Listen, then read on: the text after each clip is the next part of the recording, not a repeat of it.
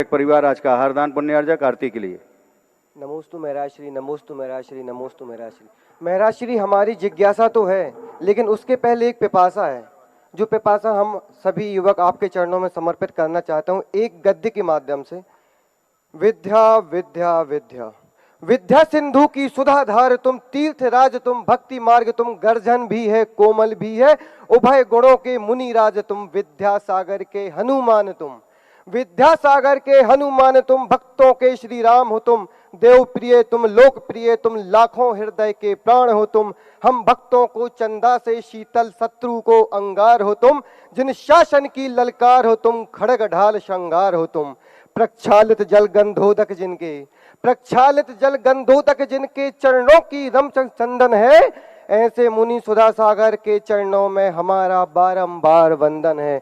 और मुनिवर आपके चरणों में जो मुख्य याचना है हम सब वासियों की, श्रावकों की, कि पुलकित नगर केसली के, पुलकित नगर केसली के हर नर नारी का रोम रोम करते नमन, जिसको निकर नक्षत्र और सूर्य सोम, तप त्यागशील जप अतिशयकारी मुनि पुंगव से बस एक याचना, हो धर्म हो धन्य केसली के चरणों से तुम्हारे हम भक्तों की यही प्रार्थना। नगर केसली के हम श्रावक, नगर केसली के हम श्रावक अपना सर्वस्व लुटाएंगे, और अवधपुरी के जैसे हम भी घर घर में दीप जलाएंगे, घर घर में दीप जलाएंगे। जोरदार तालियों के साथ। अंतिम दो पंक्तियां महाराज, मात्र अंतिम दो पंक्तियां। नगर केसली में जब तक, नगर केसली में जब तक चरण तुम्हारे नहीं पड़ेंगे, हम सुधा दीवाने तेरे हैं, प्रयास हमारे नहीं थमेंगे। जिज्ञासा महाराज। जगत पूज्य गुरुदेव के चरणों में हम सभी का अनंत कोटि नमोस्तु नमोस्तु नमोस्तु। क्षुल्लक तरह को इच्छामि इच्छामि इच्छामि। गुरुदेव, आज हम सभी विद्यासागर नवयोग मंडल केसली के सदस्य आपके चरणों में केसली में होने वाले नवीन मंदिर के पंचकल्याणक एवं एक और नवीन मंदिर के शिलान्यास हेतु आए हैं, और हम सबकी भावना है, हे भगवान, ये दोनों कार्य आपके ससंग सानिध्य में हो। भगवान, जिस दिन से आपकी नजर केसली की ओर पड़ी है, उस दिन से संपूर्ण केसली सुधामय हो गई है और अयोध्या की तरह अपने भगवान का इंतजार कर रही है। हे भगवान, हम यही सोच रहे हैं कि जिस दिन आपके चरण पड़ेंगे उस दिन क्या होगा। हे भगवान, हम सबकी जिज्ञासा है कि पंच कल्याणक में जो मुख्य पात्र बनते हैं वो किस पुण्य के उदय से बनते हैं, और बनने के बाद उन्हें किस पुण्य का संचय होता है। कृपया जिज्ञासा का समाधान करें। नमोस्तु नमो।